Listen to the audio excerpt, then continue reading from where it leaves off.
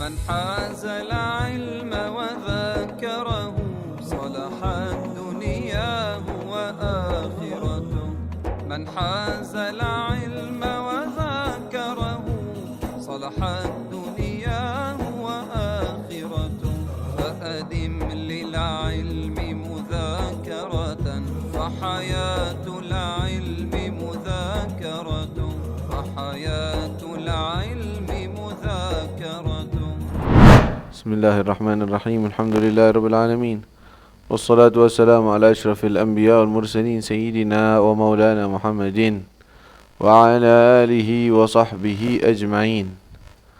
من كتاب سفينة النجاة للشيخ سالم بن سمير نفعنا الله به وبعلومه في الدارين آمين، إلى أن قال: فصل: أسباب التيمم ثلاثة: فقد الماء والمرض والاحتياج إليه لعطش حيوان محترم. غير المحترم ستة: تارك الصلاة والزاني المحصن والمرتد والكافر الحربي والكلب العقور والخنزير. Beliau membahas sekarang ini mengenai asbabut tayammum, sebab-sebab di mana seseorang wajib tayammum. Ya, wajib, bukan sunnah, bukan pilihan, bukan. Oh, kalau mau tayammum, kalau enggak bisa begitu. Kalau sudah ada sebab-sebabnya, maka wajib hukumnya tayammum. Wa illa la yasah salatuh. Kalau enggak, dia tidak sah salatnya. Kalau dia berada dalam kondisi yang disebutkan tadi, dia nggak mau tayamum, nggak usah, capek, ribet, sholat aja langsung, nggak sah. Dia betul sholat, ma sah sholat. Kenapa? Karena ada sebab-sebab tayamum. Apa saja sebab tayamum? Paling ringkas nih Safinatun Najah, 3. Sebagian ulama lebih banyak lagi penyebabnya. Paling ringkas, bisa mudah untuk dihafal. Yang paling pertama adalah sebab-sebab tayamum, ya, faqdul ma. Faqdu, kehilangan, al-ma, air, ketidakadaan air. Air enggak ada sama sekali. Madza yaf'al? Yurid an yusalli, mau salat, air tidak ada, maka dia harus tayamum. Kalau dia langsung salat tanpa tayamum, tanpa menggunakan air tentunya, tanpa wudu, maka tidak sah salatnya. Ini faqdul ma, ini bagaimana ceritanya faqdul ma? Ketidakadaan air secara his, secara nyata. Maka hukumnya pertama, wajib mencari dulu. Kalau tidak ada air di tempatnya dia sekarang. Dan biasanya gambaran ketidakadaan air itu bukan di posisi sedang di kota atau sedang berada di kampung, di tempat orang-orang tinggal. Biasanya orang yang kehilangan air itu di luar kota, di tempat yang tidak ada orang. Kalau ada orang pasti ada air. Nggak mungkin ada orang hidup kalau tidak ada air. Mau hidup pakai apa? Kalau kota ini nggak ada air semua, ya pasti pada pergi semua. Nggak mungkin bisa tinggal di situ. Oh, ada air tapi jauh, tetap namanya ada air. Makanya posisi faqdul ma ini gambarannya tidak ada air di tempat yang memang terpencil, jauh dari tempatnya tinggalnya warga. Adapun kalau di warga misalnya di sini nggak ada air, oh lagi nggak ada air nih, korannya nggak kebuka, airnya nggak nyala, mesinnya lagi rusak, ya udah tayamum aja, enak aja loh, tayamum aja. Bukan begitu caranya. Nggak begitu langsung sembarangan, nggak ada air karena ente buka keran nggak ada air ente tayamum, bukan.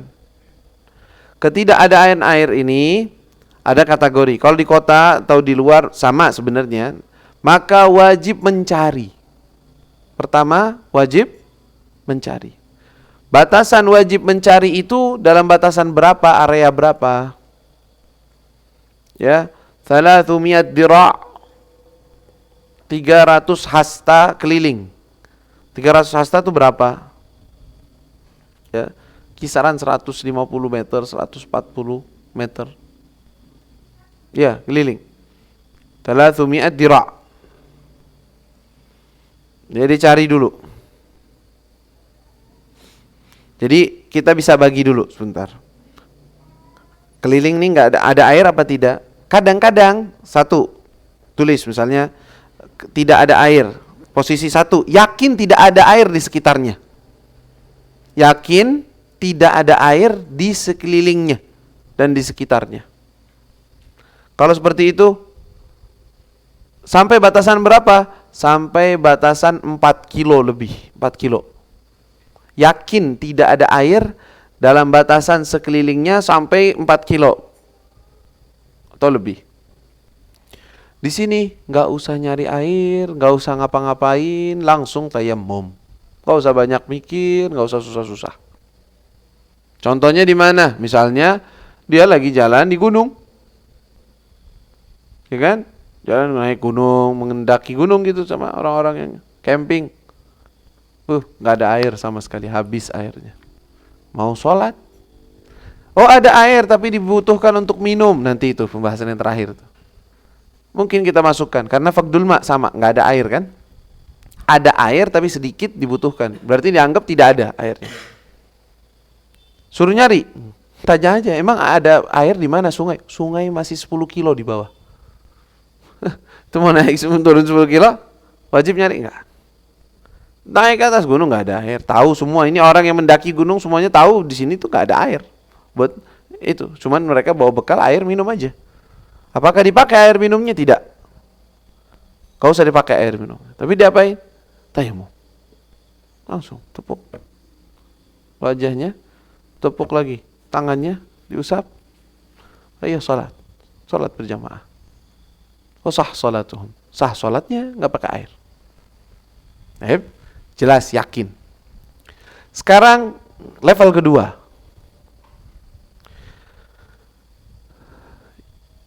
Ada perkiraan ada air. Perkiraan kemungkinan ada air, namanya dhann. Ada perkiraan ada air di sekelilingnya dia, sekitaran dia. Sampai batasan 300 zira'.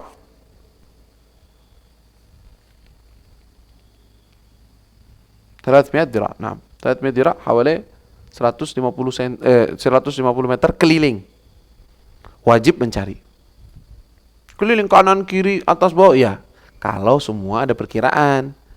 Jadi jangan jangan konyol juga ya. Misalkan dia berada di posisi, tahu nih, ini kan jalan semua. Nggak mungkin di jalan ini ada. Ngapain itu nyari ke sono harus 150 meter? Enggak harus. Oh, di sana ada rumah nih, kayaknya ada orang atau mungkin ada sumur. Jaraknya cuman 50 meter atau 100. Kemungkinan mungkin ada. Nah, itu dicari. Alhasil kalau ada perkiraan saja bahwa di sekeliling dia di area kisaran 150 meter secara keliling, ke sana 150, sana 150, ada perkiraan, cari, wajib cari. Wajib untuk mencari. Perkiraan aja udah wajib mencari. Kalau nggak ketemu gimana? Ya tayammum. Halas, selesai. Ngapain repot? Nggak ada, udah cari sana, cari sana nggak ada. Tayammum. Silahkan. Ma'alaik syai'. Sekarang ada lagi, dia yakin ada air dalam jarak di atas 300 dira' atau 150, tapi tidak sampai di bawah 4 kilo, yaitu 9.000 hasta. Jadi dia yakin ada air di jarak kurang dari 4 kilo. Dia meyakini adanya air di jarak kurang dari 4 kilo atau sampai 4 kilo. Sudah? Wajib dia datengin. Tapi ini makomnya makom yakin. Maksudnya gimana? Benar-benar ditelepon sama temannya. Di sini ada air, silahkan. Berapa jaraknya? 2 kilo. Waduh, lumayan jauh. Jalan nanti ke sana. Silahkan. Tapi ya akhi, kalau anak pergi ke sana nanti barang-barang anak hilang. Ini lain lagi. Nanti berarti nggak bisa mencapai air. Ya, itu dianggap nggak ada. Udah. Kenapa? Karena sesuatu yang dikhawatirkan kepada barangnya atau sesuatu yang lainnya. Paham tak? Jadi kalau dia yakin dalam jarak 4 kilo ke bawah, 4 kilo sampai ke bawahnya, maka dia wajib mencari. Kalau yakin, kalau cuman perkiraan mungkin aja nggak wajib. Kalau mungkin aja nggak usah. Mungkin aja itu cuma 150 meter aja. Itu yang mungkin. Yang wajib dicari. Yang masih kemungkinan. Faham tuh? Jelas di sini? Ya. Jadi pertama harus nyari air. Kira-kira ada air nggak? Kira-kira info. Oh, gak bakalan ada air. Contoh, misalnya bisa aja terjadi bagi orang-orang. Mereka kena macet atau mobilnya mogok di tengah-tengah tol. Tolnya ini lah kanan mana warga di mana, dia di mana. Wah, sholat udah mepet, belum sholat, masih dibenerin mobil. Bisa kan kejadian? Bisa. Jadi bisa terjadi seperti itu, nggak ada air. Iya. Mepet waktu, ente belum sholat asar, udah mau maghrib, mobil mogok di tengah-tengah tol. Coba, ada nggak 150 meter rest area? Wah, masih 3 kilo, 10 kilo, jauh bener. Ya kan? Jauh ke sana, jauh ke sini, ke sana nggak ada. Kalas yakin. Mepet. Gimana nih? Gimana? Sholat. Mada tafal, apa yang ente kerjain? Sekarang ente cari kiblat. Mana kiblatnya? Ambil HP-mu, arah kiblat. Oh, arah kiblat sana. Udah. Ambil sejadah kayak apa kayak, nggak pakai sejadah juga nggak apa-apa, di jalan juga nggak apa-apa ente sholat. Nggak usah pakai sejadah, boleh. Ente tayamum. Nama itu istibahah lis-shalah. Nama itu saya niat untuk tayamum bolehin sholat. Namanya niatnya tayamum istibahah. Nanti kita bahas itu. Tayamum, basuh tangannya, ngusap, ininya udah dibasuh. 2 kali tepukan pertama untuk wajah, tepukan kedua untuk tangan satu, tangan kedua. Udah. Hadap kiblat. Allahu Akbar. Sholatlah engkau, sholat asar. Ya. Kalau ente enggak, nanti aja nanggung sholat maghrib sekalian, nanti kalau udah bener mobilnya baru anda sholat, dosa hukumnya. Kenapa? Karena ente nggak sholat. Ente nggak sholat. Udah ada waktunya, ada sholat bisa, tinggal ngadep kiblat, baju ada, tutup aurat ada, wajib sholat. Itu bukan uzurnya ente nggak sholat karena nggak ada air. Paham di sini? Jadi maksudnya meringankan. Tetap sholat bisa dilaksanakan, tetapi dengan tayamum. Bisa kegambar itu, bisa terjadi di tengah jalan, ya kena mogok atau macet, misalnya macet parah, saklek semua berhenti gini. Ini mau maghrib, sebentar lagi 10 menit lagi keluar. Anda belum sholat asar, wakif berhenti dulu sebentar, sholat. Airnya, punya air galon, masya Allah banyak, pakai air. Ya, ada air di mobil, stok banyak, pakai, wajib pakai. Oh nggak ada, air paling buat minum. Atau nggak ada air, habis. Kelas gitu ya. Tayamum. Begitu. Berarti faqdul ma, yang pertama ketidakadaan air. Itu kita udah ringkas. Berarti ada beberapa tahapan, kadang wajib mencari ya kalau area. Jadi lihat dulu ada perkiraan nggak? Oh yakin nggak ada air. Kalau nggak usah nyari, nggak usah apa, langsung tayamum. Apa yang dibet-bet nanti? Lah ada perkiraan, wajib di sekitaran 150 meter. Ada perkiraan. Kalau yakin ada, tapi jaraknya 2 kilo, 3 kilo, 4 kilo, tempuh. Pergilah ke sana untuk mendapatkan air yang memang kamu yakin di situ ada air. Jelas di sini? Yang kedua, hal yang membolehkan tayamum. Bukan membolehkan, mewajibkan tayamum. Harus tayamum. Yaitu apa? Al-marad. Marad artinya sakit. Sakit. Jenis sakitnya kayak apa yang boleh orang tayamum? Apakah sakit dia demam nih, menggigil nih, pakai air, aduh, air kayaknya nggak enak nih airnya. Dah, tayamum aja deh.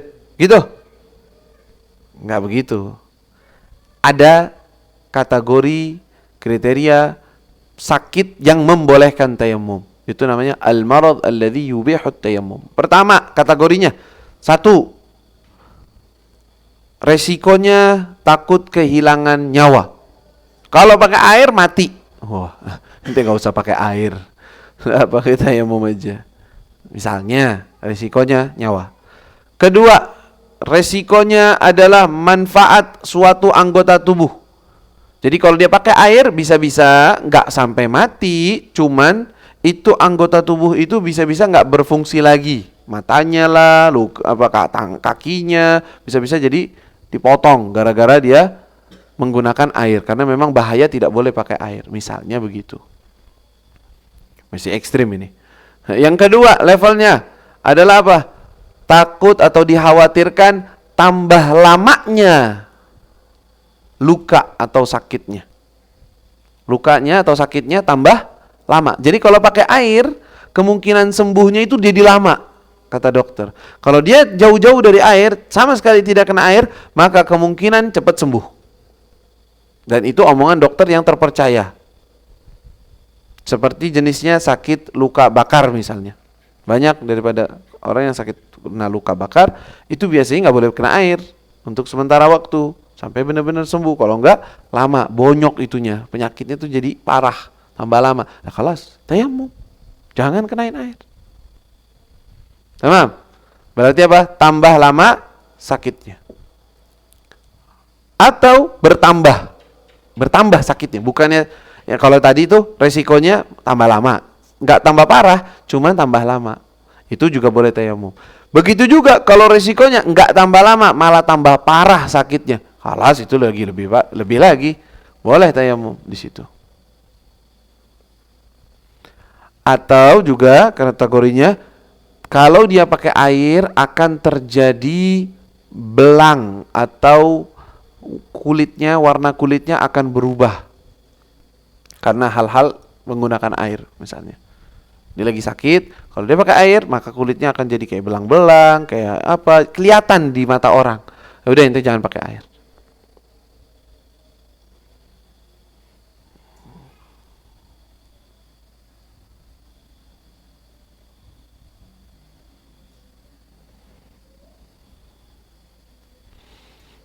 Tamam.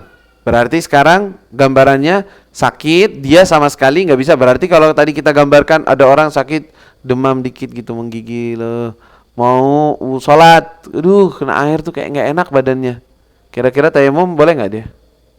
Kalau cuma kayak gitu, nggak boleh lah. Wudu, nggak bisa, airnya dingin, ya panasin. Emang nggak bisa dipanasin air? Bisa kan? Panasin air. Wajib. Jadi nggak bisa ente langsung beralih ke tayamum kecuali memang sakitnya kriterianya kayak tadi.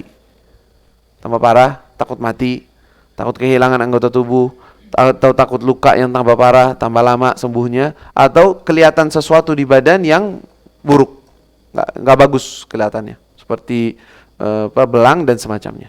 Baru, kalau enggak masih ringan-ringan aja, wajib pakai air, nggak boleh tayamum, nggak boleh langsung dia ganti dengan tayamum.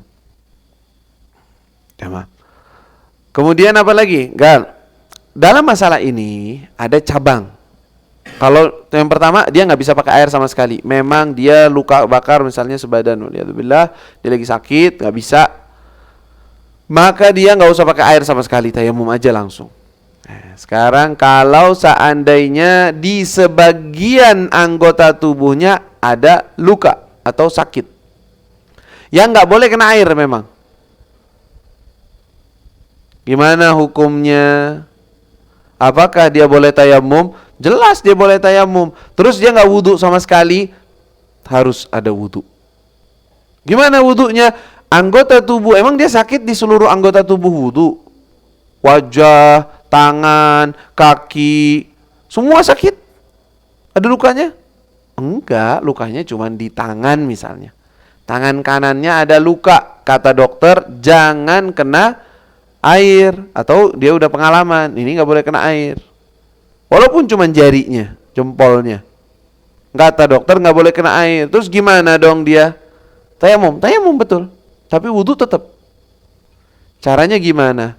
Ini saya gambarkan. Perhatikan, kalau itu bisa paham ini udah, yang lain ya begitu, aleh dikiaskan dengannya. Contoh dia sakitnya di tangan yang tadi kita bilang, tangan kanannya misalnya luka, ya, terus pakai Hansaplast. Waduh, jangan pakai Hansaplast. Kita cerita pakai Hansaplast atau enggak nanti dulu. Kita bilang dia nggak pakai apa-apa, ya, terbuka. Wajib gak dia wudhu? Iya wajib. Basuh sekarang, tapi kata dokter jangan kena air. Nggak boleh kena air. Oke, nggak apa-apa, ini jangan kena air. Sekarang ente wudu. Buka kerannya, pakai tangan kirimu, ya, atau suruh orang lain wuduin, terserah, boleh aja. Basuh wajahmu. Kamilan. Sekarang setelah wajah apa? Jadwalnya, waktunya. Basuh apa? Tangan kan?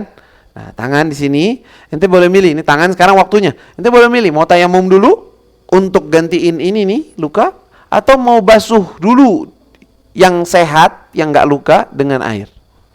Mau pilih mana? Tayamum aja dulu lah. Yang bagusnya tayamum dulu memang. Biar apa? Biar air membersihkan sisa tanah yang kena. Tayamum. Caranya gimana? Gini, ke sini. Bukan gitu. Tayamum ya judulnya sama. Tepuk. Nawaitu istibahah lis-shalah. Saya niat tayamum untuk nawaitu tayamum istibahatan lis-shalah, untuk boleh sholat. Basuh semuanya, gosok semua pakai itu tadi turab. Halas? Untuk ini kan. Sekarang basuh, buka air, basuh yang sehat semua. Yang ini yang luka jangan kenain, yang sehat semua kenain. Semua kenain. Harus kena air semua. Yang sehat. Yang luka jangan kena air. Oke, nggak masalah. Yang kiri nggak apa-apa, udah semuanya karena sehat. Selesai, yang kiri lanjut ke ngusap kepalanya, kakinya dibasuh sempurna, silahkan sholat. Silahkan sholat. Tapi batal wudunya, belum batal wudunya, tapi dia mau sholat lagi. Kan salah satu nanti kita akan bahas adalah harus tayamum di setiap fardu. Jadi setiap fardu tayamum lagi, tayamum. Apakah dia ngulang semua dari awal prosesnya? Kata ulama enggak usah. Selagi ente enggak batal wudu, enggak batal wudu. Kayak maghrib sampai isya masih megang wudu misalnya. Gimana? Tayamum aja. Tiba halis shalah, wa khalas. Enggak usah ngulang proses tadi, enggak usah. Diulang tayamumnya aja. Usolli. Mafhum? Jelas di sini. Begitu juga kalau lukanya di wajahnya, begitu sama. Basuh yang sehat dulu, baru tayamum untuk yang tidak terkena. Begitu juga kalau lukanya di kakinya.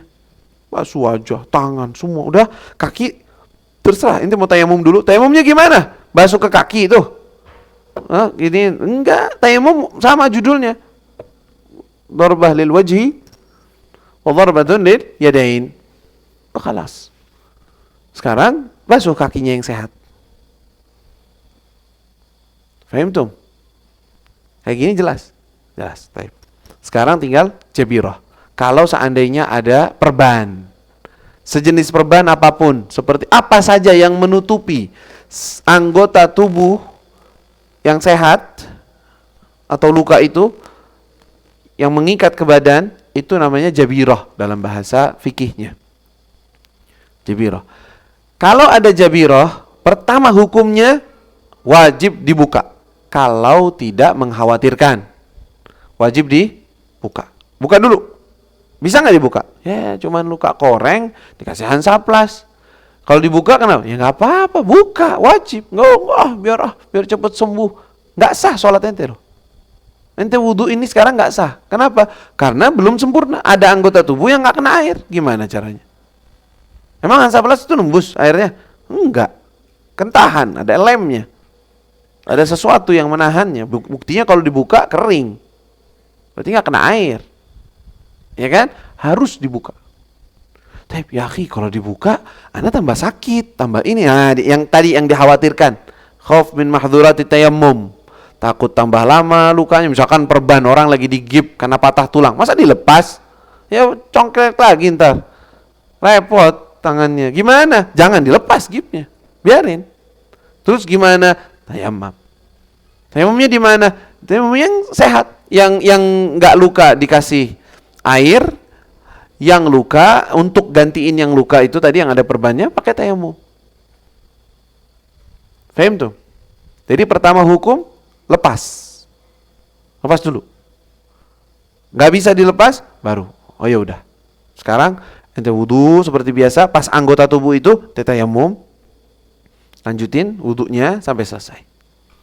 Dalam masalah ini ada rincian kapan dia wajib qadha. Jadi sholatnya sekarang yang posisinya kayak tadi nih, kayak begini nih ceritanya. Di dalam ilmu tayamum ini ada jenis sholat tayamum tapi wajib qadha. Ada orang sholat, wajib tetap sholat, melakukannya seperti yang tadi kita bilang, tapi nggak wajib qadha, udah selesai. Ini gambaran yang wajib qadha mana, yang nggak wajib qadha mana? Itu rinciannya panjang. Jadi kita nggak bahas di sini. Ya, nggak usah dibahas. Tinggal nanya kepada para ulama. Ini sekarang saya posisinya begini nih, saya tayamum udah benar, udah. Nanti saya wajib qadha nggak? Iya, Anda wajib qadha. Kenapa? Ya nggak apa-apa, tanya alasannya kenapa. Karena engkau masuknya dalam kategori orang yang menutup perbannya berlebihan, lebih daripada lukanya, misalnya. Atau di anggota tayamum juga, lukanya itu di anggota tayamum juga. Khalas wajib qadha. Fi anwa, fi aswar. Ada beberapa gambaran panjang. Kalau Anda jelasin, kalian bakal puyeng pala. Yang mana yang qadha, mana yang enggak, mana yang qadha, mana yang enggak usah disebutin. Udah, pokoknya caranya dulu, cara sholatnya begitu, udah. Kerjain dulu sholatnya. Nanti ente tanya, ya si orang yang, ya kalau entum thalabatul ilm nanti pelajari, ada kitabnya nanti. Ya setelah kitab ini nanti kitab Abi Syuja, nanti ada kitab Muqaddimah Hadramiyah. Gak boleh ngelawatin Muqaddimah Hadramiyah kecuali dia benar-benar udah paham ini bab. Kalau enggak, berarti enggak baca Muqaddimah dia. Ya. Tamam? Kalau Safina labas, mungkin dikasih gambaran nanti lupa-lupalan. Itu masih wajar. Jadi sekarang udah paham caranya kalau lagi sakit. Berarti jenis sakitnya gimana? Dia tetap wajib tayamum. Ya, ini banyak sekali orang-orang nggak paham sama sekali. Wa ba'dhum ma yusalli. Khalas sakit katanya Anda nggak sholat. Kenapa nggak sholat? Karena kan susah, nggak bisa wudu. Ma'dzur hadza wala la? Ada uzur nggak? Nggak uzur. Dosa dia. Sekarang dia meninggalkan sholat dengan cara seperti itu dosa. Kenapa? Karena wajib hukumnya tayamum. Wajib sholat tetap. Kayf ente menjatuhkan kewajiban sholat gara-gara alasannya dia lagi sakit. Nggak bisa begitu. Ya, Anda nggak bisa. Gimana cara wudunya? Kalau udah nggak bisa wudu kan nggak bisa sholat. Masya Allah, pinter bener ente. Pinternya tapi separuh-separuh. Nggak belajar. Nah, maka itu wajib belajar. Nah, sebab yang ketiga adalah Allahumma shalli ala Muhammad, ihtiyajuhu li hatashi hayawanin muhtaram. Jadi airnya ada, tetapi dibutuhkan untuk minum. Minum siapa? Orang yang terhormat. Terhormat maksudnya apa? Yang nggak boleh dibunuh. Orang yang darahnya halal, tidak halal, haram berarti. Terhormat itu artinya di situ gitu. Ya, jadi kalau ada orang, nih anak punya temen nih rombongan, bawa air. Kita kalau sholat pakai air ini, ya kita mati di tengah jalan. Gara-gara airnya habis. Alas, jangan diminum. Tapi ana sih nggak mati, ana punya sih ada stok, tapi temen ana yang bakal mati. Alas lah. Berarti ente membutuhkan air ini untuk siapa? Untuk hayawan muhtaram, manusia hewan juga. Iya, manusia secara kategori itu hewan yang bisa berbicara. Secara ilmu mantik katanya. Hayawanun natiq. Manusia adalah jenis hewan yang bisa berbicara. Ya kita kan hewan juga, hayawan itu hayah, hidup maksudnya, makhluk hidup. Ya. Maka kalau dibutuhkan untuk seperti itu, jangan dipakai airnya, nggak usah. Kayak tadi kita bilang, di tengah gunung ada air, ya bisa wudu, bisa pakai ini wudu, tapi kan nanti kita masih 3 jam lagi, terus kita gimana minumnya? Repot dong, nggak usah, jangan pakai, airnya biarin, buat minum. Sekarang tayamum. Berarti airnya ada, tetapi dibutuhkan untuk minum. Di hayawan, di atasy hayawanin muhtaram, untuk minumnya golongan orang atau hewan yang muhtaram. Taib, ana sih bisa hidup, tapi onta ana atau kudanya ana bakal mati kalau ana minum tuh, ana pakai airnya buat wudu. Habis. Jangan dipakai, biarin buat kudanya ntar minum. Begitu. Jadi itu maksudnya. Nanti ada ghairu muhtaram, kita akan bahas itu dengan pembahasan sendiri. Hakadha wallahu taala a'lam. Insyaallah. Wal ihtiyaju ilaihi li'atashi hayawanin muhtaram, dibutuhkannya air tersebut untuk hewan-hewan yang masuk kategori hewan adalah manusia juga muhtaram, yang darahnya tidak boleh dibunuh. Itu muhtaram namanya. Wallahu taala a'lam bissawab. ربنا انفعنا بما علمتنا رب علمنا الذي ينفعنا رب فقنا فقهنا وقرابة لنا في ديننا معاني القطع ينفع وذكر رب وفقنا وفقهم لما ترتضي قولا وفعلا كرما وارزق الكل حلالا دائما وأخل أتقياء علما نحظى بالخير ونكفى كل شر ربنا واصلح لنا كل شؤون وأقر برضا منك العيون واقض عنا ربنا كل الديون قبل أن تأتينا رسل المنون واغفر واستر أنت أكرم من ستر وصلاة الله تغشى المصطفى من إلى الحق دعانا والوفاء بكتاب فيه للناس شفاء وعلى الآل الكرام الشرفاء وعلى صاب المصابيح الغرار اللهم اهدنا بهداك واجعلنا ممن يسارع في رضاك ولا تولنا وليا سواك ولا تجعلنا ممن خالف أمرك وعصاك وحسبنا الله ونعم الوكيل ولا حول ولا قوة إلا بالله العلي العظيم وصلى الله على سيدنا محمد وآله وصحبه وسلم